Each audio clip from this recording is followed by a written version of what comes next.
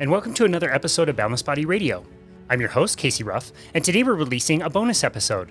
This is my recent appearance on the Life's Best Medicine podcast, which is hosted by Dr. Brian Lenzkes. This episode was released on September 3rd and was episode number 212, titled Casey Ruff. Great title. It's funny, as I'm scrolling through the recent episodes of the show, I'm seeing Chris Cornell, Dr. Joanne McManamy, Dr. Adrian Sotomoda, and Randa Wickramasinghe. I always stumble on his name. Some of our favorite guests that we've hosted have also been hosted on Brian's show recently. It was such an honor to be hosted on the Life's Best Medicine podcast. I was hosted on his other podcast last year, which is the LowCarbMD podcast.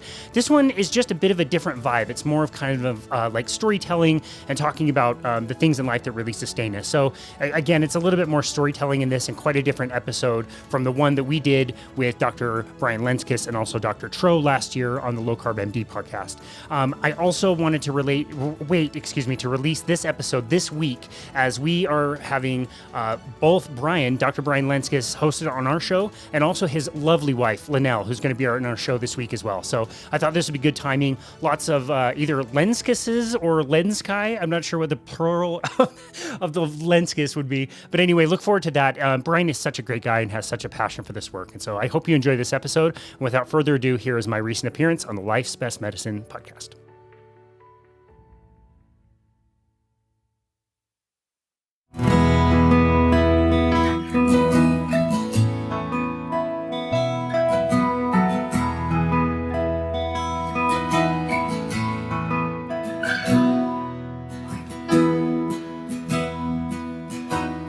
Welcome to the Life's Best Medicine podcast, where we are finding hope and healing one episode at a time. No appointment needed, no rubber gloves, and no copay.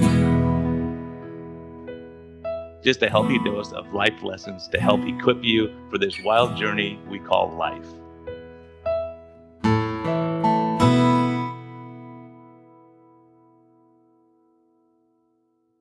Hey everyone, this is a friendly reminder that we are here for entertainment purposes only. We may not even be that entertaining at times, but this is not medical advice. Talk to your doctor, check with your healthcare professionals before making any lifestyle changes or medicine changes. What we're talking about is our clinical experience and what we've seen. And so if you really want our advice, you can consult us. You can actually consult me as a doctor, or you can consult my guest and get all your questions answered. But we can't give free medical advice because we can't pay our bills with that. But we can help to educate you a bit and allow you to think a little bit. And always reach out to your medical professional before making any lifestyle changes. Thank you. Really quickly, summer's coming to a close, and now we got to start worrying about the holidays and all that kind of stuff on the horizon. But I just want to take a moment and thank my sponsors, keto-mojo.com.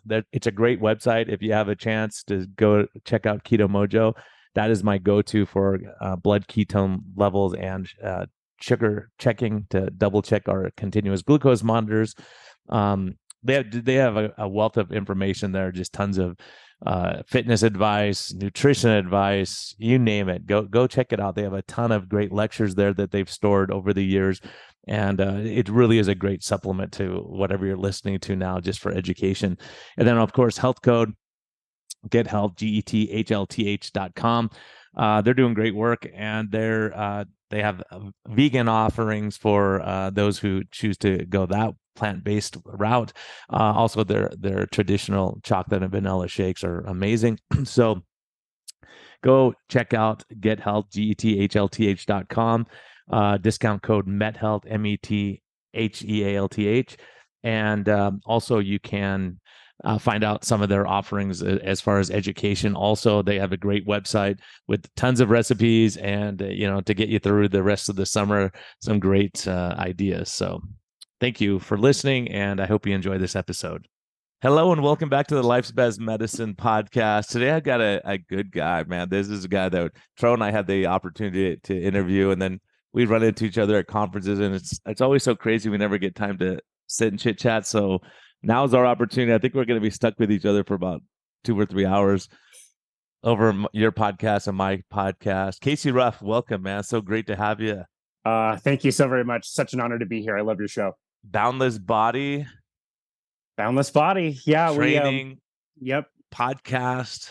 Yeah, my wife and I were working for a big corporate gym when the shutdown happened. So the pandemic closed the club and we were unemployed. And so that summer we decided to start our own business. And that's what Boundless Body is. My wife came up with the name Boundless Body. I immediately loved it. And then a few months later, we started the podcast. And yeah, it's been a lot of fun. It looks like you might have married up too, man. I think we Dude. might be in the same boat. You definitely married up. I definitely married up. Everyone says that. Why is that? I hear that everywhere I go, man. You married up. You married up. I You was outkicked your coverage. You outkicked your coverage. One of my favorite. It was so awesome. This last weekend, you and I, at the time of this recording, you and I were both at the Symposium for Metabolic Health, hosted by Low Carb USA and Doug Reynolds and Pam Devine. And what an amazing conference that was. And it was so great. I saw you interacting with your wife, and I knew I had to meet her. And we actually got to sit down and chat for a good 45 minutes, hour, and got to hear her story. And yeah, behind every great man is somebody there to support, and Lanell was definitely that for you. And I love chatting with her, and I'm honored that she would come on our show here in the future. Looking forward to it. Yeah, well, I don't know how much I'm looking forward to, but I know she's stressed out, man. She's like, oh my gosh, I had to beg her to come on my podcast, but yeah, she's an amazing person. Like you're gonna enjoy your time with her. I know she's sitting talking to you. She's talking to Chafee. I'm like, what the heck is going on? Like, people are distracting me, and my wife's getting free with all these good-looking guys around. Dude, she was so dialed into you. You have nothing. I know. I'm pretty confident. Yeah, I'm pretty confident in that. Yeah. Not to mention, you're a much better-looking guy than I am, anyway. So.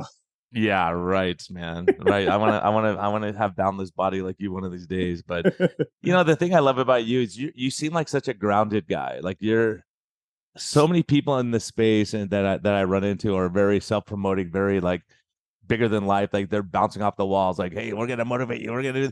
And you're like yourself, and you're chill, and you get in. And I think I always think, man, you would be such a great trainer for someone who's really struggling with their, self-confidence, or feeling like they can't do these things. I think you have that compassion element that's so important in being grounded and not just this really super high energy. Well, thanks, man. I really appreciate that.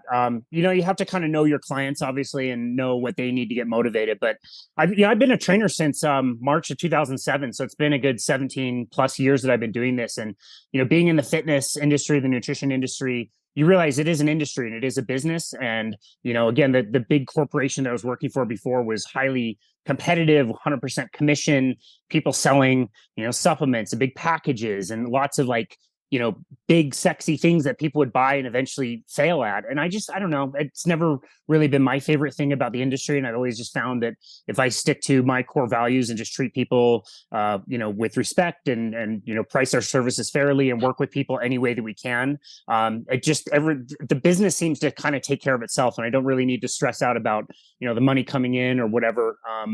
Even though our business, it goes up and down and clients drop out or move or things change, but at the end of the day, I think if you do right by the person you're serving, everything just kind of tends to sort itself out. Yeah, and stepping back, what made you go into training? Like, what was your motivator? What got you going? Yeah, man. So initially, I was studying architecture in college. I was working at a local bike shop, and this gym opened up, and I signed up for the gym. It was expensive at the time. I was just I just started going to this gym to get some training in the off season for cycling. And as I was going to this gym, I was observing the personal trainers and seeing what they were doing. And they were working with their clients and helping them through exercise. I had worked at a gym in high school and always been interested in kind of fitness myself, but never really intended to be a personal trainer. And one thing that really drew me in as well is they were using heart rate monitors, which I had used for many, many years prior to joining the gym. And I knew a lot about heart rate monitors. And so I went into the personal trainer and manager's office to see what I could do to get a job. Again, my career I thought was going to be in architecture. I just wanted a stopgap or something I could do that's a little different than working at a bike shop. And he told me what certification to get. And I spent the next few months and hit the books and went out and got it and was hired on and immediately knew more about heart rate and heart rate training than the other trainers. So I was able to help teach them and get them up to speed. And then later I was trained in using what is called a metabolic cart. If you recall, during the Symposium for Metabolic Health, Ben Bokikio was talking a little bit about metabolic carts and respiratory quotient. So basically, I was measuring respiration on people, whether they were resting, doing nothing, or whether they were being ramped up during exercise, like a VO2 max test. And by collecting people's respirations, we're able to tell, how many calories that people are burning, and also how people are oxidizing the two different fuel sources, fat and carbohydrates. And so that's kind of where my specialty lied. Eventually, I got a regional position where I was training people all over the Western United States and how to use these metabolic carts, interpret the results, and help translate that to the members of the clubs that we were working at. So that's kind of what drew me in. Again, I never intended this to be my career, but it's 17 and a half years later, and I absolutely love what I do and have no intention of stopping soon.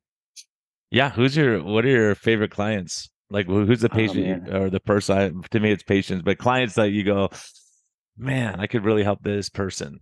That's a great question. It's cool. You start as a personal trainer and you think you're going to be working with a bunch of athletes. Like my very first client ever was a former AAA baseball player. And you kind of think that's going to be your clientele. And soon enough, you realize you get stay-at-home moms. It's, busy professionals. It could be, 15-year-old kids that are training for motocross, or, 80-year-olds who are retired. So it's really across the board. I would say just in general, somebody that's willing to listen to our advice. I think you understand very well that the space that we have gotten into is quite unconventional. It's different. It's a different message to what a lot of people hear. And so it can be a little awkward trying to present this information to people. But as long as somebody has kind of gone through the ringer and has tried the conventional wisdom about workouts or health or the medical system or whatever, like until they go through that and realize it doesn't really work, I think those people end up ready to hear different information. That's my favorite kind of person to work with. Somebody who is sick of being sick, is sick of being lied to, is sick of being, treated poorly or not listened to, and is willing to try something different. Yeah, and I think I just see that a lot where like kind of like what you're saying is people go, this way I've always done it. Yeah, but it's not working. You got to change something, and to put their trust in you. Okay, this is a big deal to me, and I'm paying you to do this. And sometimes I find some people just don't want to change what they're doing, and it's not a good fit. Yeah, exactly right. We get a lot of people who've done workout programs in the past that generally involve them burning lots of calories. Maybe they're running, or they're, jumping around in a gym, or, doing a lot of stuff that burns a lot of calories. And typically people pair that with a diet where they're eating less calories all the time. And people don't realize that kind of pattern that works initially for weight loss will slowly slow down and plateau eventually when their body kind of compensates. And what they're doing in actuality is creating the eventual weight gain that they're going to experience. And so it's frustrating for them because they think they're doing the very best thing. It works in the beginning, and then it slows down and stops, and people feel tired and cold, and they have cravings, and they don't understand why they're motivated at the beginning of the week and less motivated at the end of the week. All the while, everything they're doing is bringing that metabolic rate down. And so this is what I was measuring using those metabolic carts, is how many calories can you burn just being yourself and at rest. And people that would do a lot of workouts burning tons of calories and then do diets where they were restricting their calories, they would just tank their metabolic rates and teach their bodies to burn less and less and less calories all the time. It was really unfortunate. In fact, one of my favorites was one woman came in to get tested. She had just been kicked off the Biggest Loser contest. And so we set her down and measured her. And based on her demographic of her age, height, weight, and gender, at rest, she should have been burning about 2,000 calories. And in actuality, she was burning about 1,000 calories. So after doing this program of doing like 6 hours of workouts and eating 1,200 calories a day, she had just completely crushed her innate ability to burn calories, which then backfires and causes all the weight gain, which is why we've never seen the Biggest Loser success tour season 2. You know what I mean? Yeah, I know. That's a sad truth. You could do it for the short term. Our body is going to say, look, you want to survive, and it's going to slow everything down. And just weight loss by itself slows your metabolic rate. If you're carrying around 20 extra pounds or 40 extra pounds all the time, and then you're not carrying that weight anymore, you're not burning as many calories, right? Yep. Just by the nature of weight loss. Yep, exactly. And now, if you can lose weight the correct way, you can definitely like try to maintain your metabolic rate, or even if you're adding muscle, you might be able to increase your metabolic rate as well. One interesting thing that I was noticing that kind of brought me into the low carbohydrate space was when people started eating more fat and started restricting their carbohydrates, we did notice that their resting metabolic rate was going up by a few hundred calories, which is pretty cool. But what I noticed when people were doing fasting, intermittent fasting, people would not be eating for certain periods of time, and their metabolic rates, the number of calories that they were burning at rest, would go up by like 500, 600, 700 calories every single day. And it was blowing my mind because I'm like, well, these people they're not eating as many calories, but they're not the same as the people that are calorie restricting, who are dropping their metabolic rate. In fact, these guys are increasing their metabolic rate. What is going on? And I mean, I think you and I have a soft spot in our hearts for Dr. Jason Fung and his work, which really was the first time I understood what fasting did to metabolism, how it doesn't decrease it, it actually increases it and helps you burn more calories on your own all the time. It was actually so wonderful to like learn about this stuff. And I thank Dr. Jason Fung for his work and bringing that to light, because that was really breaking my brain to try to figure out at the time. Yeah, it was like when I heard about him, I go, this guy's right. I'm gonna be so mad because I was eating Melba toast and rice crackers and all that kind of stuff, green shakes every morning. I was I go, I'm gonna do the right thing, and my sugars are going higher. I'm feeling worse. And then when he came along, one of my patients had lost 40 pounds. I'm like, what the heck are you doing? He goes, I was like 2 days a week, I fast. I was like, well, that's got to shut your metabolism down, right? Like, remember they say if you skip breakfast, you're gonna die. You're gonna go into like panic mode or starvation mode. And most of us have enough fat in our bodies where that's really not an issue. Yeah, that's such a great point. On the report that we would give people after they completed one of these assessments, it would show a human and it would show carbohydrates and fat. And the number for carbohydrates would be the number of calories that that person could store. And for most men, that number would be about 2,000 calories. For most females, that would be about 1,500 calories, which is to say we just don't store very many calories from carbohydrates. Like, men have a little bit more muscle tissue, which is one of the locations that we can store carbohydrates. And that's why the potential difference might be there. But that's not very many calories of carbohydrates that we can store. When you think that at any given time with, 5 to 6 liters of blood circulating around, we only have a teaspoon of sugar in circulation. And when that gets up to like a teaspoon and a half, that's like raging type 2 diabetes. It's really not a lot of that fuel source. And if anybody knows, if you go out and do a run or a bike ride where you didn't eat before and you're going really hard and maybe breathing in and out through your mouth, and all of a sudden you run out, that's just simply your body running out of those carbohydrates all of a sudden. Where the second number would be the number of calories of fat that we store. And even if it was somebody that was very lean, maybe they didn't weigh very much or have very much fat on their body, it would still be tens of thousands of calories of fat. And if somebody did, was overweight, was obese, that number could be 300,000, 400,000, 500,000, like tons and tons and tons of calories that could be used for energy in the body. And it's only when we are consuming high amounts of carbohydrates that we have a high insulin response, which keeps those calories locked in and trapped away. And it's like, if people understood that we walk around with so many calories from fat that we could burn off, if we just create the right conditions, the body can take care of itself. And it does quite a nice job running on those fat calories and manages itself. So I love that you mentioned the difference between those two fuel sources, because the difference between the two is vast, hugely different. Yeah, and the difference may be, in a fasting state, that's the thing that's going to lower your insulin the most. So a lot of us who've yo-yo dieted, who've gained weight, our insulin's going to be high naturally, like when you have a high insulin. So the best way to lower insulin is fasting, and that's why a lot of people on the low carb, carnivore, keto bandwagon, they're when their insulin's really low in the morning, their sugars go up and they freak out. And you go, don't worry, your body is preparing you for the day, right? Your insulin's, I don't really care what the sugar's doing unless it's like super high and diabetic.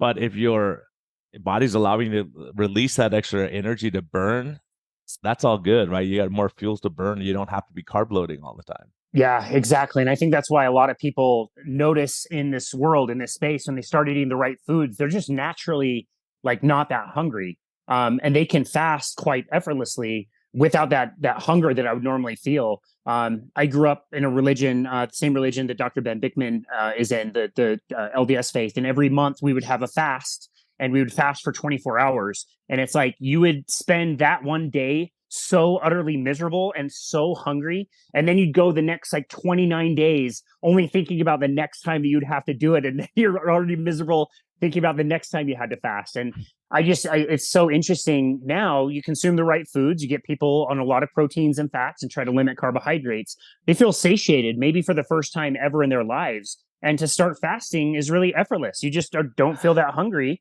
And so you don't really need to eat. And in that state, yeah, your body has access to all that fat because that insulin drops. You can use that as a fuel source without feeling the hunger. It's so easy. I mean, you know what it's like now to go 24 hours without food. And it's like you might get a little hungry in your stomach every now and again, but it passes and it's fine. Like it's a totally different experience. And you raise a huge point. And like in the Christian church, right? People want to fast, like they don't fast anymore. Why? Because it's so brutal. If you're eating cookies and donuts one day and your insulin's super high and you try fasting, your body, that high insulin doesn't let you get your fat stores. You have no sugar coming in that your body's used to, and it's a penance rather than growing closer to God. But when someone's been metabolically healthy, they go, okay, I can't eat, no biggie. Like they're not. Yeah. It's like a panic situation anymore. Like it's a calming effect. Yeah, totally. That's great way to describe it. I remember one in particular. I served a mission in Brazil for 2 years for the church, and one Sunday in particular, I remember feeling so lightheaded, I could barely walk, and it was hot, and I was sweating, and it was just absolutely awful. But yeah, it's so much better to feel that clean energy that's just coming from inside the body, and it's amazing too. I've noticed also over time that when people are in the fasted state, they end up preferring to do workouts and exercise and move in that state. Like when I play ice hockey, it's usually like a little bit later in the day, and it's, really high intensity skating really quick for an hour and a half. And I prefer to do it in the fasted state. I try not to eat breakfast or lunch that day and be fully fasted for a good 20 hours. And I feel way better in that state than I do in the fed state. You just think you need food. You think you have to have all the snacks, or you're just going to like keel over and die without food constantly coming in and the snacks and all this stuff. But when you learn how to burn that stored fat, you're carrying with you the energy that you need, and you don't need any of that stuff. It's quite amazing. Yeah, it's so ingrained in our mind. One of my patients, it was so interesting because there's a normal way we gain, like every winter people gain weight during the holidays. They get lazy and they get grandma's cookies or whatever. Then they start to get in January they start getting back in shape and they'll start losing weight and doing this stuff. But I had a guy every summer, he would gain like 40 pounds. In the winter, he would lose a ton of weight. I'm like, what the heck? You're like the opposite of every patient I've ever seen. And he said, well, it's because I ride my bike all the time in the summer. I said, shouldn't you be losing weight? Like you should be losing weight in the summer then. But what he does is he would carb load for his long bike rides. Like he would go on 100-mile bike rides, and he would weigh carb load over what he was burning. And then in the winter, he said, well, I'm not riding my bike because it's too cold and snowy outside. So he would cut back on his carbohydrates and lose weight again. You got like this. So once we convinced him with a continuous glucose monitor that once he got fat adapted, when he rode his bike, his sugars went higher than ever when he was going up the biggest hills or the most demand. His body was kicking out so much sugar. It was overshooting what he actually needed. So he realized he didn't need to take in sugars, and his friends could not believe what he was doing and performing at such a better level with no carbs when he was riding these very long, tedious bike rides. It's such a game changer. The first time I learned about fat adaptation was in 2012. And a consultant was using the same metabolic carts that we were using, but he was training high-end triathletes, people that would compete in Ironman at the top levels. And he was talking about how he would feed them butter and bacon and cream, and they wouldn't need to take in as many calories as they were riding. And I'd been a competitive cyclist for several years before then, and I knew you had to carbo load before, and you have the oatmeal and the banana, and you stuff your jersey pockets full of goo and all that, all the stuff. Gels. Oh yeah. All the gels and the blocks, and your stomach just hurts the whole time. Our Sunday team ride, we would ride out about an hour and a half at a pretty quick tempo in a certain direction. Everybody would stop at a gas station, and I would buy 2 packs of the red package. I think they were the Grandma Sycamore's double chocolate cookies, and I would just throw both of those down the hatch. And you would need to do that because you were burning through so much of that sugar that we mentioned earlier. You just don't store very much of it. When I started learning this other way of doing things, they're like, wait a second, I could teach my body to use fat as fuel. Man, you can go out for 2 hours, 3 hours, whatever. You don't even think about food. You don't take anything with you, maybe a bottle of some electrolytes or something. But even then, it's just so much easier. You feel way better. You have all the energy you need. It's infinitely better than the way we were doing it before, for sure. Yeah, it's such a hard paradigm to shift, right? Because it's so ingrained. And Tim Noakes, who was the first guy talking about all this stuff, had reversed himself, and then people say he's crazy now. Yeah. But now he has all these athletes who are performing doing crazy things that none of us would really want to do. But it's amazing what the body can accomplish on its own, and we have to get out of the way sometimes. Yeah, we talk about it with everyday people who are trying to perform in whatever capacity in their own life. So we also have Dr. Chafee's presentation this weekend was all about athletes, and they have to perform at the highest levels. And again, there's a lot of endurance athletes that understand that burning fat is a much better way to go for endurance sport. But it's also quite surprising to see that there are a lot of people that are training in the highest levels at really high speeds and what would normally be thought of as really glycolytic type exercises that are burning tons of sugar, and they still do fine with burning fat at really, really high levels. And something that Dr. Chafee said really stood out to me is like some of these athletes feel like when they have that hunger, they get sharper, they get more tuned in, they're ready for the hunt and the kill. And that makes perfect sense if you think of how we would have evolved. Like if we just got weaker and more sedentary with less and less food, they would make it less likely that we'd ever be able to find food. And so I thought that was a really, really good point. And yeah, I'm really grateful to see this message kind of getting out there more, and seeing more athletes finding this as well. Really helps move the message forward.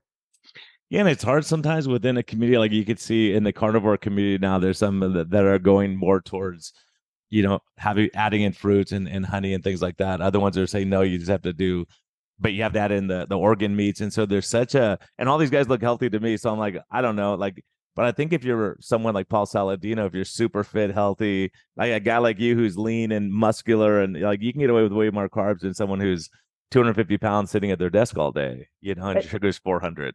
It's a great point. And yeah, I've been carnivore for 5.5 years now. I got certified. The first productive thing I did after the pandemic and after we were unemployed was get certified to coach people on the carnivore diet through Sean Baker's website, which was called Meat RX at the time. And I got to meet people all over the world and help coach them, which was really fun. But anyway, I talked to a lot of people, and that's one of the most common questions is you see some carnivores who have to remain very strict, and other carnivores who can introduce, lots of fruits and vegetables. And reportedly, Dr. Saladino is eating several hundred grams of fruit and fruit juice and all kinds of stuff. And so when I'm helping people decide how many carbohydrates are right for them, I want to know what their personality is like, and what that even a small amount of carbohydrate will do to their bodies. And so I think about this for myself all the time. Like I'm fairly fit. I'm not an underwear model by any means, but like I feel really good and have good energy. I don't think there's a problem with consuming a small amount of carbohydrates. What I notice for myself, though, like if I'm walking through the neighborhood and maybe there's a fruit tree, they're exceedingly rare. First of all, they don't just grow everywhere. There's a few that I know of. If a piece of fruit falls on the ground and I choose to eat it, it's really good. Like the fruit is, natural fruit and small and not quite as sweet as what the softball size, apple that you find at Costco 365 days out of the year. My problem is if I eat that, I get really hungry in about 20 or 30 minutes. And it's not the same kind of hunger that I typically experience. The hunger I experience is kind of what I mentioned earlier, where my tummy just rumbles a little bit, and that's about the extent of it. I get very sharply hungry, and I get a little moody, and then my cravings start to come back. And the next serving that I want is not another piece of fruit. Now I want a pie, or I want fast food, or something that I would never normally crave. I just get a little anxious and antsy. And so I would love to think that I could moderate some of these carbohydrate foods, because I certainly don't think they're a problem for a lot of people.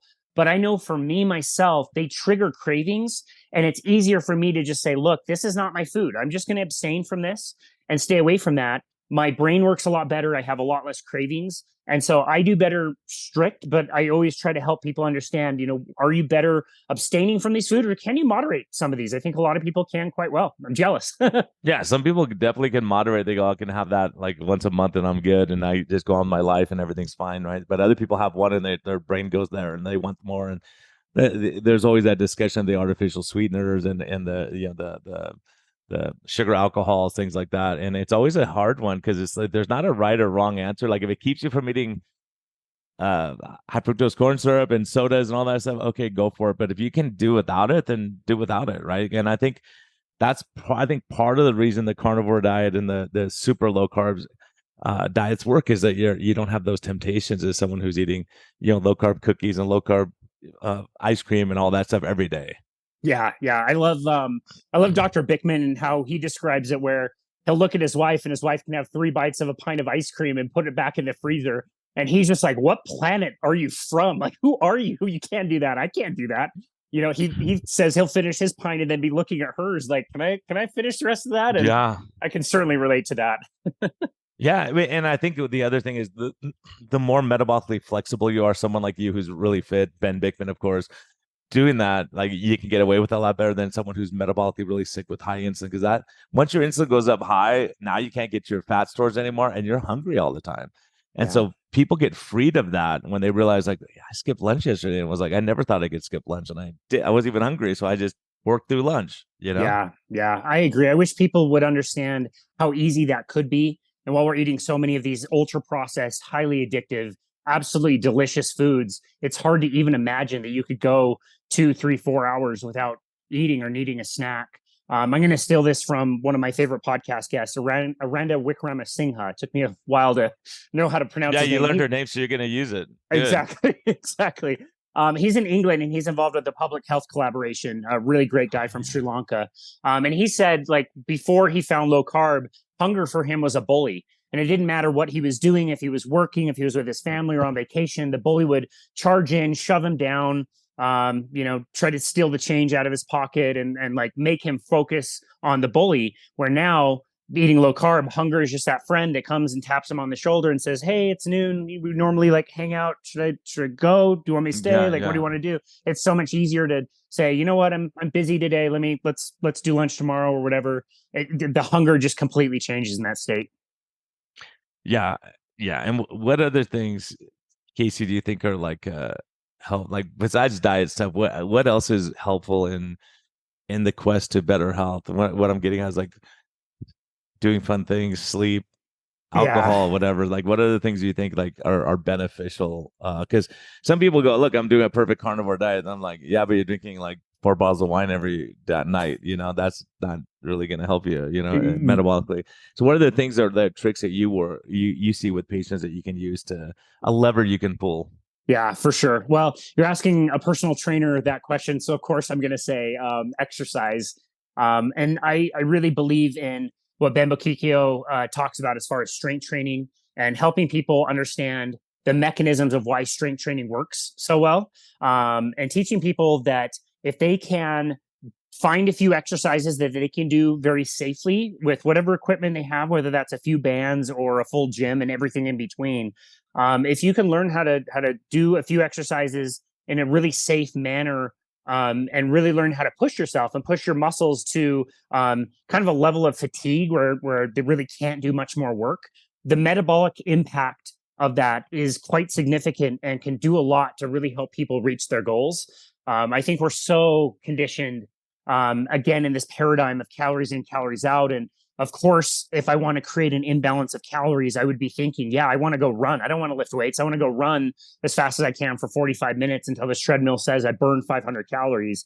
And then I'm going to go home and eat a bunch of salads and keep my calories really low.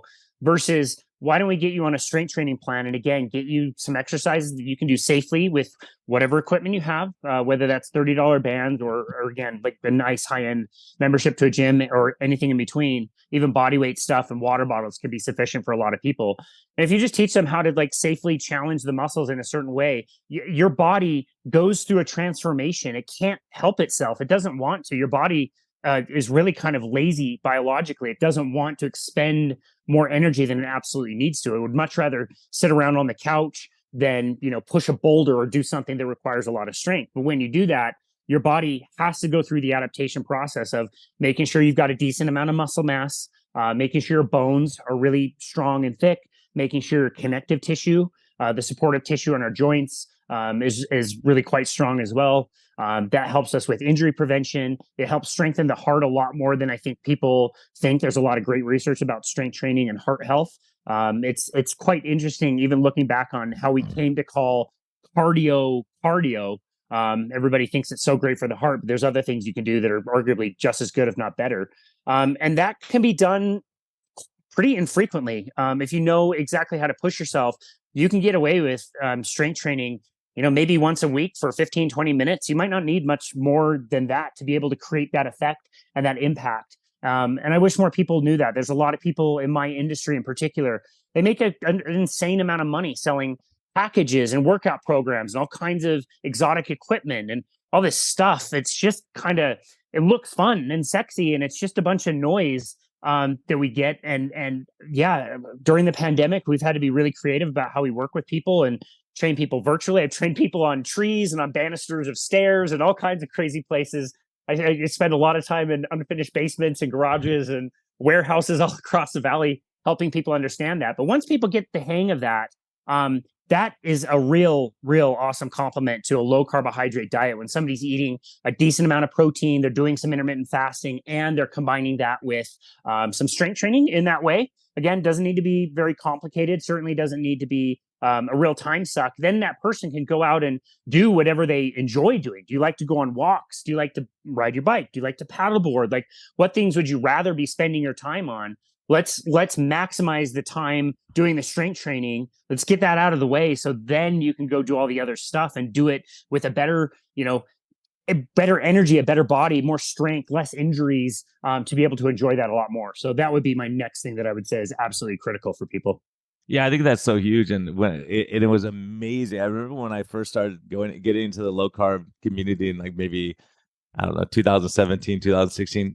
No one was talking about exercise. They go, just eat this way and you're fine. That's all you have to do. Exercise is like way overblown. It doesn't help. And I was like, this inherently cannot be right. And then Ben Bakikio comes rolling along. You come rolling along and go, look, but I mean, when you look at the data, and Ben and I argued about this, you put on muscle mass, that's the biggest indicator of longevity. And it makes sense, like you're saying, these big muscle guys have a sink to store extra calories, whether it be sugar or fat. They can store it a lot easier and break it down a lot easier. And muscles inhibit, and it's amazing because I know you're looking at the VO2 max type stuff, and I'm looking at body composition stuff. And so I can see, I have people come in. I have a lady, she's 314 pounds. Her visceral fat is almost non-existent, and it's all subcutaneous fat. So when I look at her lab panel, everything's perfect. Like, absolutely perfect. I have 150-pound people that are like, you're looking like, oh my gosh, you're super sick. And so you can't just tell by looking at someone, because we distribute our fat differently. But the bad one is the visceral fat, the fat around the organs and, internally. And that's the dangerous pro-inflammatory, atherosclerotic stuff, So yeah, exercise definitely inhibits that. And I find, and it really kind of stumped me, because we're looking for weight loss. So if I have someone who's working out with you, putting on muscle mass, they're not going to have as much weight loss on the scale, but their body composition is changing dramatically. Yeah. And that's why the biggest losers, like you said, they don't have reunion shows, because they were calorie restricted, working out like crazy. They had a huge cortisol response. And just like anything, I think, even professional boxers who work out at a higher level, or MMA guys, all of a sudden they can't make that weight anymore. And no one says, oh, I used to be at like 180. Now I'm going to 160. No, they're going from 160 to 180, like, even though they work out like crazy, right? Because the body wants to hold on to that store of energy just in case you starve yourself forever. Yeah, no, that's a really good point. I'm working with somebody who lives in New Zealand, and she, every single week when we do our checkup, she tells me to the gram how much she's either lost or gained in that week. And I just have to plead with her every single week, like, it's just the scale. This is just gravity on the planet Earth. This isn't saying anything about your recompositioning. You're working on strength training.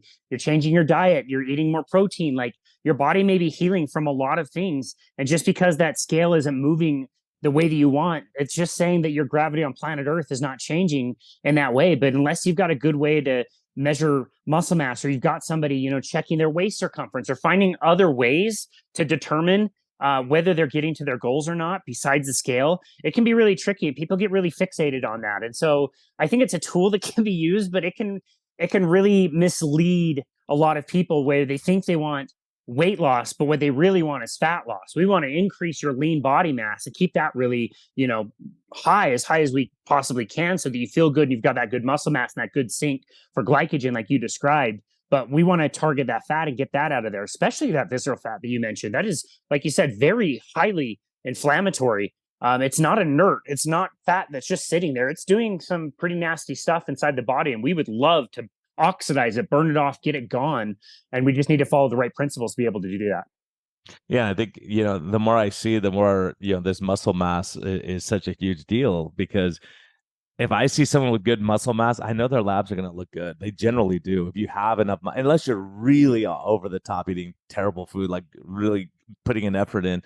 But yeah, it's pretty amazing. And so, the way I learned this, one of my patients, he came in, he was 320 pounds with diabetes out of control. Everything was this guy was a disaster. In a month and a half, he lost 4 pounds, right, to 316, and he was happy as can be. He's off all of his meds. He's feeling great. His energy, everything. But in the same time period, and this is the opposite of what we normally see, his wife had lost like 38 pounds. Wow. And I knew he wasn't cheating. I'm like, how in the heck is this possible? It doesn't make any sense. I'm looking at the research, and I remember Dr. Sean O'Mara talking about a while ago, looking at this visceral fat and muscle mass, how they inhibit each other. I'm like, this doesn't make sense though. So, anyways, I measure. He goes, Doc, look, my shirt was like all the buttons were pulled apart. Now they're like, the shirt's loose on me. I have to get new clothes. Like with 4 pounds of weight loss doesn't make sense. But really, what happened is he put on a bunch of without really exercising, put on muscle mass because he had decreased his visceral fat dramatically. He lost 8.5 inches off his waist with 4 pounds of weight loss. Wow. So when you see that, you have to go, okay, this happens, and it makes sense if you think about it from this standpoint of if you're a bear going to hibernate and you have to hibernate for 6 months, or if you're super stressed and you think food's going to be gone, your body's going to shut that things down. It says, let's get rid of muscle. It's a detriment at that point, right? That's right. And let's put on visceral fat as much as we can so that you can sleep through the winter. So Arnold Schwarzenegger bear is not going to be able to, all that muscle is going to burn that visceral fat. So they can't. So that's a lesson for us to say, okay, like put on muscle and burn the visceral fat, and you're metabolically healthier, right? And if food runs out, then you'll be able to much better at getting food. Yep, exactly right. No, that's how our bodies are set up. That's why fructose is so bad for us as humans, is it literally programs us to seek more and more of it.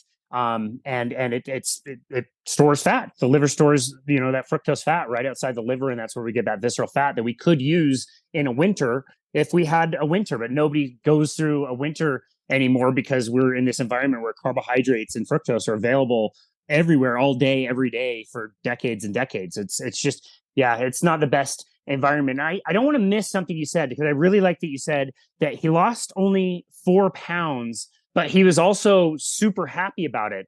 It's interesting when you reflect back on a weekend like the weekend that you and I just had at the Symposium for Metabolic Health. You and I are traveling to a conference that has 30, 40 amazing presenters, including yourself. And we're talking about a low carbohydrate diet. When you reflect back on most of the talks, weight loss and fat loss was kind of like this side note. You would have thought it would have been like the number one thing that we're going to a nutrition conference to talk about. And it's there and people mention it, but like we had a whole day where all we talked about was low carbohydrate for mental health. Like we're not talking about losing weight. For some people, it's like weight gain for anorexia nervosa and reversing bipolar and schizoaffective disorders. We saw the presentation with Lauren Kennedy West by Nicole Laurent, who's working with her, and how she's completely reversed her schizoaffective disorder. And like, it's cool that your patient recognized that I've only lost 4 pounds, but I hardly care because my life is improving so much. Not only did I lose so many inches, but he was probably feeling way better, snacking less, off the meds, like you said. These medications have a lot of side effects, and I don't think we talk nearly enough about the effect of some of these side effects that people go through. My first client this morning has, on his own, I obviously didn't give him any advice on this, but on his own a few weeks ago decided to stop taking his statin. And he was like, he told me today, like, I cannot believe the effect that had on me. I would rather take my chance and live this way than deal with some of the side effects. It was really impacting his brain, and he feels way better now. So it's really cool that your patient noticed that, yeah, I only lost 4 pounds. That might be really demotivating for somebody, but when you notice the myriad other benefits in low carb, like the fat loss is like the cool, like, side note. Yeah, we got him off 6 medicines with 4 pounds of weight loss, right? Because he didn't need it anymore. His sugars dropped. Like you see it, you go, oh my gosh, I would show people, here's day one, here's 6 weeks later, and you look at his numbers, you go, that can't be the same person. But he put the work in, and he did it, and he knew inherently that he was doing better. So he was happy as could be. And he knew, because his clothes are falling off. Like that, those are markers we can look at and go, hey, your clothes are looser. Don't worry about the weight, right? Yeah. If you're getting smaller, like your patient, and this is what I always have to tell my patients, look, are your friends looking at you, or are they getting on the scale with you? Right? If you're putting on muscle mass, if you like you would say, if you have a choice of putting on 10 pounds of muscle or taking off 10 pounds of fat, you put on that muscle, and that's a long-term benefit, right? That's a long-term, that thing's always burning calories way more than what's going to happen if you're sedentary and doing nothing. Yep. Spending or investing. The strength training is investing. The burning calories is spending. Which one would you rather do over time? And I'm stealing that phrase, Brian, by the way. Your friends are looking at you. They're not stepping on the scale with you. I'm going to use that. I appreciate that. No, I think it's so important because if you're putting on muscle mass and you gain 5 pounds of muscle, like, don't worry about it. Because we see it. As a matter of fact, you may find this interesting, but one of my patients, she had lost weight faster than anyone I've ever seen on a low carb keto, more of a carnivore type diet. And it was like almost like I'm not telling my other patients because they're going to get so mad at you because they're not going to like you anymore because it was ridiculous. And then she kind of plateaued out for a while, the family stuff and stress and whatever. And then she was having menopausal symptoms. She went on low dose hormone replacement, and she called me and said, and she's working with Leah, my PA at my practice, who's a hormone expert. So, anyways, she goes, "Something's wrong, doc. I've gained 10 pounds. I'm just like, getting flabby around the middle, not feeling great." And so I go, let's come in and do a body composition. So she had put on 8 pounds of muscle. 8 pounds of muscle, and the flab on the outside is because her visceral fat dropped dramatically. I'm like, oh my gosh, look at that. And so once she saw that, she's like, okay, I feel great. I'm happy again. Because when you lose that hormone effect, that's why postmenopausal women are at such cardiovascular, because instead of having it out in the breast tissue and the love handles and the butt and the hips, it goes all to the visceral fat. Because when your hormones drop, you start storing it in a different place, and you don't want to store it there. Yeah. So she's doing great, and she's been at the gym, and so things like that where you have to look at the whole picture and go, okay, let's see what's happening. Either you're eating cookies and not knowing it in the middle of the night, or you maybe are putting on muscle mass, or there's some other reason for that. Yeah. I couldn't agree more. That's such a great point.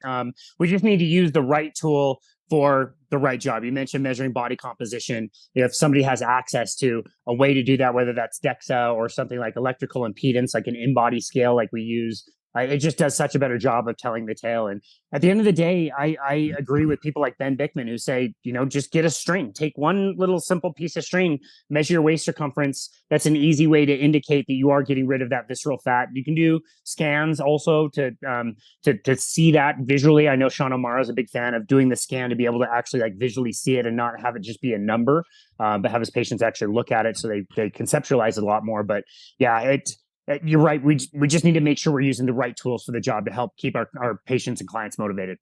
Yeah, and I like that you say that, because if you're the CEO of a huge corporation, your money's no object. You go, okay, I'll do MRIs, I'll do all these things. But a lot of us are saying, look, put a string around my waist, look at my triglycerides, HDL, like simple lab tests. We could tell where you are metabolically. You don't have to have all the fancy stuff done.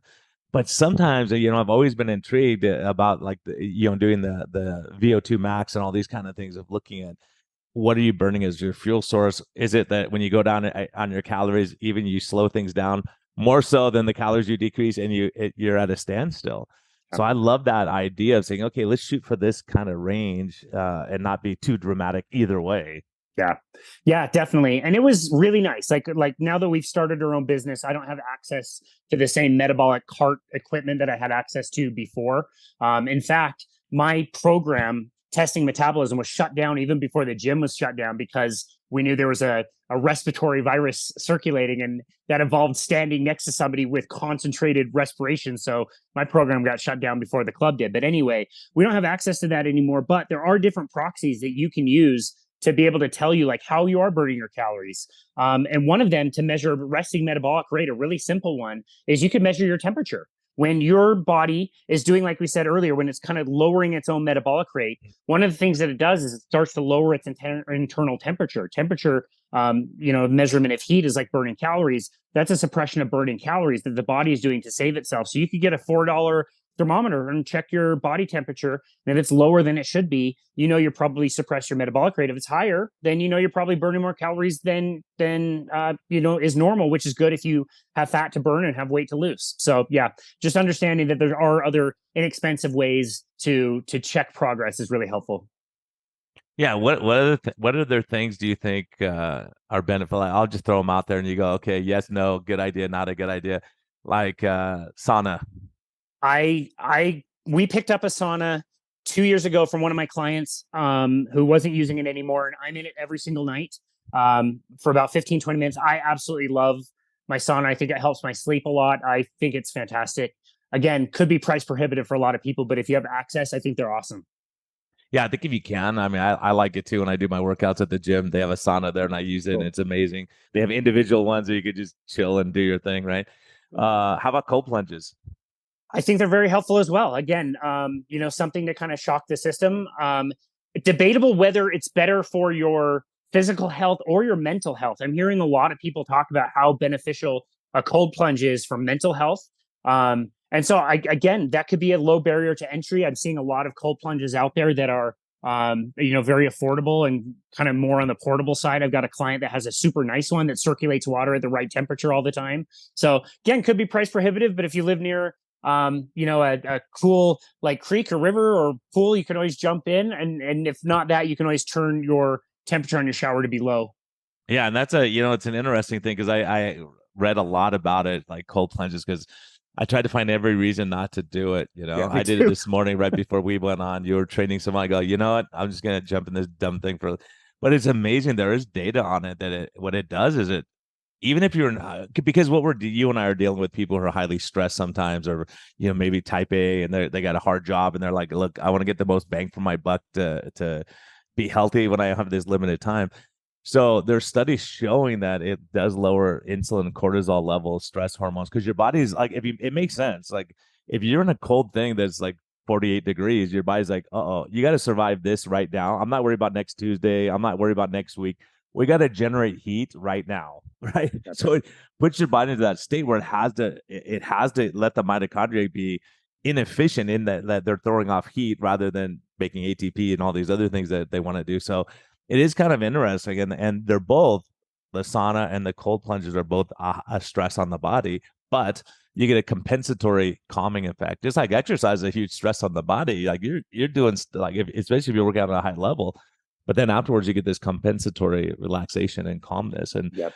like you're saying, mental health, there's a lot of studies with sauna and dementia prevention in Norwegian countries, and so it is really interesting how much stuff these old guys have done over the years, and now you go, they were right all along, right? It wasn't just for sweating out some toxins. There's a lot of other physiologic effects of these things. Yeah, that's such a great point. It just takes us, going through the process of creating, pills and potions and all kinds of things that make people, the food that makes people sick, and then trying to sell them a different solution when the solutions are right in front of us to begin with. Now, what about grounding? I'm sitting on a grounding mat right now. I'm inside. I knew the answer already, man. I know you chill and you have getting in contact with the earth. Yeah, I love a few years ago, I transitioned over to barefoot and minimalist shoes. I try to get my bare feet on different textures and the earth as much as I can. Was in the sand and the ocean and San Diego.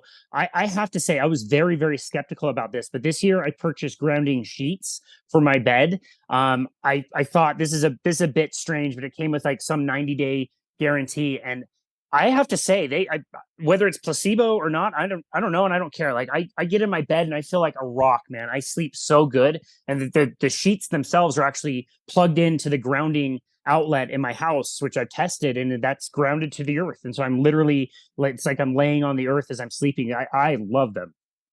Yeah, it's cool. I mean, it makes sense, and so there's so much more that is beneficial. Like like what you talked about. I was so glad you brought that up with that whole day, and they couldn't get all the lectures in, so the next morning they had a couple lectures too on mental health and getting your nutrition right. And it's especially makes me happy because back in the day, Tro and I had a discussion on Twitter, 6 years ago, talking about this, like what we were seeing in our clinics, and all these medical doctors were attacking me in particular, saying, how can you even, like, you used to have your license revoked for saying food has anything to do with mood. I was like, go to beach a bunch of hot peppers and see what that does to your mood, man, when you're on the toilet like all day the next day. Or how many people would need an extra cup of coffee to get going? Like, at the conference, like one person said coffee might be a problem. The other person was the hero of the year saying, yeah, coffee's probably good for you. There's benefits.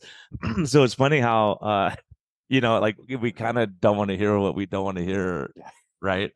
That's Like, I a love my coffee though, but it's bad for me. What do I do? yeah. That caused quite a bit of consternation in the conference, and the one guy who disagreed with that opinion said coffee's probably okay. I thought everybody in the audience was going to throw him a parade and like carry him off the Yeah, they wanted to stage. march him around, and he was the hero. I'm like, man, smart. Yeah. Exactly. Exactly. And the guy who said coffee might be an issue is like, no one wants to talk to you. No, I'm just kidding. Get him out of here. It might have been Chafee, so no one's going to say Was. anything. They go, yeah, it's okay. But there are a lot of really bad, like some of the coffees are, they can have a lot of impurity. And I think someone gave a lecture talking about how many tons of stuff they spray on vegetables and fruit. I go, gosh, dang it, that's another reason. Just that alone, I'm saying maybe that's what part of the reason the carnivores do much better. And there may be a lot with the gut microbiome and the, other hormone levels and things like that. Yeah, it's a really interesting thought, but yeah, I noticed with a lot of people on carnivore that you just don't have you have less questions. Is that the thing? Maybe not, but it's no question because you don't do it, so it doesn't really matter when you try carnivore diet. So yeah, it's a good point. Yeah, and there's so much. I mean, there's so much we have to learn. And what I love is generally people have an open mind. They go, what's working, what's not working. Changing gears sometimes. If you're working out super hard all the time and it's not working, maybe I need to cut back. Excuse me. Those kind of things. I think it's just so important to have someone like you who can say, yeah, what we're doing isn't working for you for some reason. Let's try another tack. Maybe we do more high intensity interval training, a little bit more weights, and seeing what works for that client or that patient to get them healthier. Yeah, exactly. Again, as we kind of started this conversation, it might be unconventional and different than what other people think it might be, but we try to bring to their attention, like, how many times have you tried that conventional approach and did it actually work? Or did you end up, being hungry and quit the gym after 6 weeks and gained all the weight back and then blamed yourself for not having willpower when really it was just bad advice to begin with? Yeah, and I think just trying different things. If it's not working, try cold plunging. Try this. I try all these things. If I'm plateaued out, I did OMAD for a year and I didn't lose any weight at all. I'm like, okay, OMAD's not for me. I'm going to try something different, right? Change it up a little bit and try to figure it out. And it's not one size fits all. I think that's what we come back to, this individualized care, and go, okay, you're in a little different situation than Paul Saladino or Sean Baker, right? And let's figure out how to make it work for your body and your body type. And, Definitely. And I think we carry with us the baggage of all these times. I mean, liquid diets, like I have so many patients did liquid diets, lost 80 pounds, gained back 110 pounds. They lose 50 pounds, they gain back 75 pounds. Oh my goodness. And it's so frustrating, but it's not their weakness. It's the problem is that your body wants to survive. So if you're giving it no nutritional value, it's going to say, okay, let's store more fat. It's a natural response to that. Yep. Right. This yo-yo dieting type thing, rather than being consistent with what you're doing. Yep. Yeah, that's a really good point. If you're the person listening, oftentimes we'll talk about like studies and randomized controlled trials and how strong is the evidence. But at the end of the day, it's, the individual who needs to make their call for whatever works for their bodies and whatever compromises they want to be making. Is it worth it to be more strict and feel really great? Do you not need to be as strict and you still feel really great? But at the end of the day, it's the individual that needs to decide what things do they incorporate in their life. And yeah, as fun as it is to talk about the cold plunges and the grounding and the saunas and the individual things that people like, I think overall, the best thing that people can do for their health is try some type of low carbohydrate diet where they're really, really working on trying to get their carbohydrates as low as they can tolerate and see what it's like to transition over to burning fat. I think if you can get that one right, the others will tend to fall into place really, really well. There's lots of levers that work for different people, but diet and nutrition seems to be the biggest one that works for the most people that I notice. Yeah, sometimes using that lever. And the other thing I just want to throw out quickly that I noticed too at the conference, some people were like the last year conference or 2 years ago, they were really pushing a high protein, low fat approach. And then most of those guys they've backtracked and said, wait a minute, maybe we need to add some more fat into the diet. And it's interesting because I think some people are going to benefit initially, at least, of getting rid of the fat. And like if you're eating pure protein, for the short term, your body has really they're not going to use that for energy. So you got to find your fat sources. But over time, that may be a decreased, diminishing returns, possibly. I noticed that too. That was really interesting that kind of showed up several times in the conference that we were at. That it's like, high protein is great, but we also need to remember that we need that protein with the fat, and people can play with different levels of fat in their bodies, and even alternate like during the days, during the weeks, that kind of thing, and alternate. And both are important. But yeah, if you go a little bit too low in fat chronically, I don't think that's a great thing. Yeah, and it may be, and some people maybe I have another lady, she was 350 pounds or something, and we got her down a bit, and then she was kind of plateaued, and now she's lost. Since I saw her last time, she lost 26 pounds. I'm like, what the heck difference? The only difference she really made, well, her life stress got better, and I think that was a huge factor. But she said I stopped having my coffee with a bunch of creamer. I would do it like 4 times a day, and she said I stopped eating at 4 o'clock. I like lunch and dinner now instead of lunch and I'm sorry, basically a brunch and an early dinner like at 4 o'clock. And she said, I don't eat after that. She said, my weight just started coming off. Yeah. Yeah. Pretty amazing. It is amazing. I noticed that a lot with cream. People, will add coffee to cream and think they're, only adding a little bit, but they're adding like half a cup and they're doing it several times in a day. And yeah, it's finding little things like that for that person. That doesn't sound like a terrible change. Definitely an adjustment that they had to make, but not an overhaul of their life, just changing the timing of the meals and eliminating one little thing. And that led to really, really great results. So I hope that provides a lot of help for people who are listening.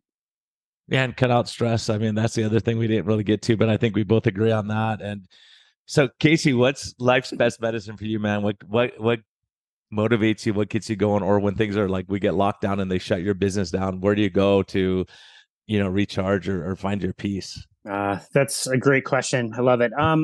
For me, it's being out in nature that really helps keep me grounded. And I've learned over the years that in the past, I probably would have said being out in nature means I drive to the mountains, and I turn my phone off, and I just try to like wander around and be, super zen and try to be a monk or whatever.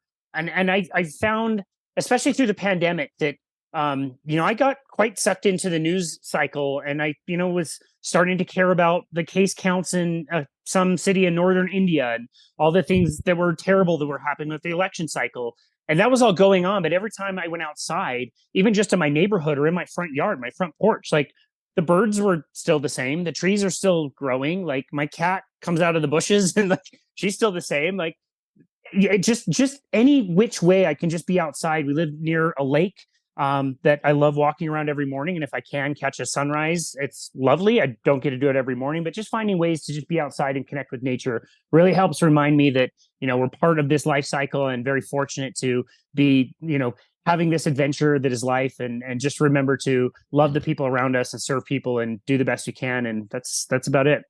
Yeah, that's awesome. Yeah, that's so true. I mean, loving people around you, being kind, helping people, you're investing in other people and you're giving them your positive energy.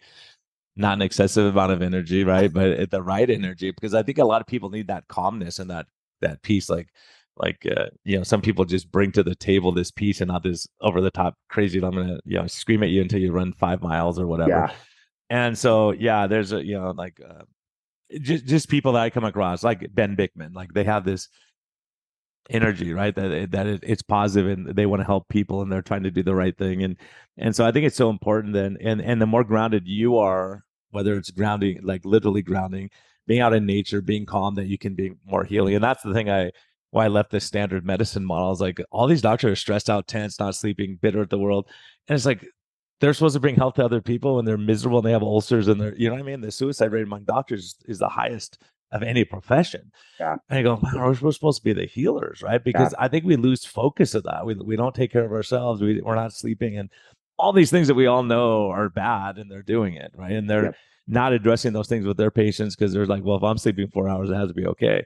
And so I think there's going to be a lot more doctors jumping ship and saying, look, let's work on, working with trainers like you, working with nutritionists, people who can really help the patient from a root cause problem rather than saying, here's a pill, we're going to cover up all the problems you got, and it's tragic. As a matter of fact, I just got a text from my cousin last night, his brother, who like we grew up together, poorly controlled diabetic. I mean, this guy would drink a 2 liter of soda all the time. And he lives in Ohio. And, he had, in the last 6 months, he had both of his legs amputated, lost 5 fingers and dialysis and refusing dialysis. They go, he's got 24 to 48 hours to live. And he's like 5 years older than me, maybe. Oh my goodness. It's so sad, man. This is all preventable stuff. Like, had he had someone like you in his life or someone who could say, hey, let's just get rid of the soda. But it just tells you what the addiction is of this stuff, the sugar, and people just can't stop despite, and then once you're at that stage, it's like you might as well enjoy your soda. Like it's too late. There's nothing you can do.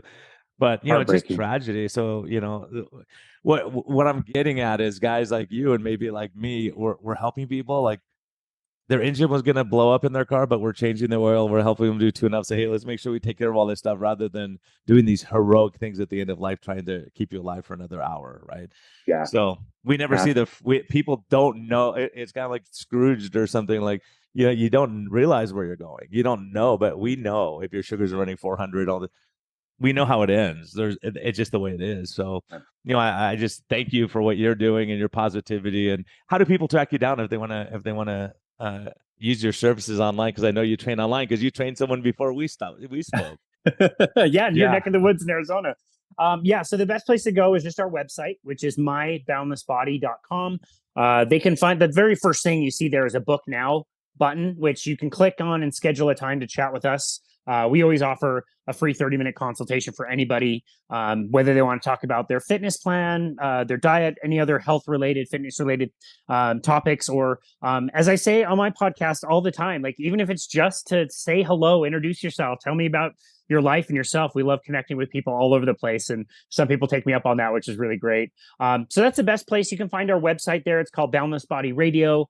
We do releases every Monday, Wednesday, and Friday, sometimes on Saturday and Sunday. Definitely want to be tuning into that because I am lucky enough to be hosting you very soon and lucky enough to be hosting Lanell, your lovely wife, coming up. Very much looking forward to that. But the website's the best place. You can find all our social media and stuff there. Again, myboundlessbody.com. Awesome. Casey, hey, thanks, man. Thanks so much for joining me. Taking a break out of your day. It's always great. I was looking forward to this. And, everyone listening, there's tons of information here. And if you want more help along those lines, Casey's a great guy to do it. Also, we have Arizona Metabolic Health. I don't say that enough, but I'm having a blast. I had 3 new patients yesterday. I'm having a really good time in Arizona. Great. And so it's fun. And, be kind to yourself, be kind to others, and take some of these things in. If you're struggling right now, life's not where you want to be, you're depressed, you're not happy with yourself, reach out, get some help, figure it out. And if you're struggling, find someone like Casey who can help you out. So have a great day. And thanks for listening. Casey, thank you. Thank you so much, Brandon. It's an honor.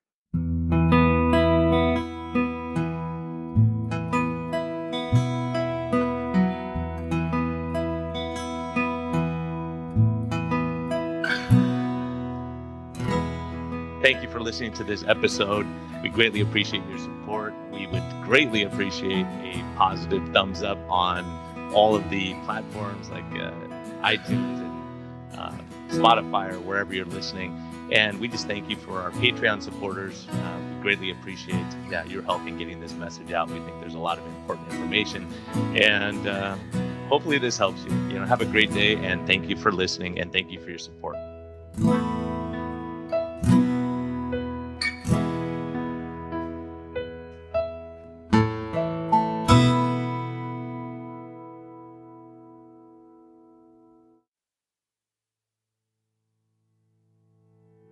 Thank you so very much for listening to this bonus episode with my recent appearance on the Life's Best Medicine podcast, hosted by the wonderful Dr. Brian Lenzkes. As I said in the introduction, I hope you really enjoy the episodes that are coming out later this week with Dr. Brian Lenzkes and also his wife, Lanell. What a journey they have had. I'm so fortunate to have met both of them and spent time with them, and they just are so passionate about their work, and it was just an honor to be able to host them, and also an honor to be hosted on the show, Life's Best Medicine podcast. So as always, give them a follow and a subscribe, give us a rating and review, and thank you as always for listening to Boundless Body Radio.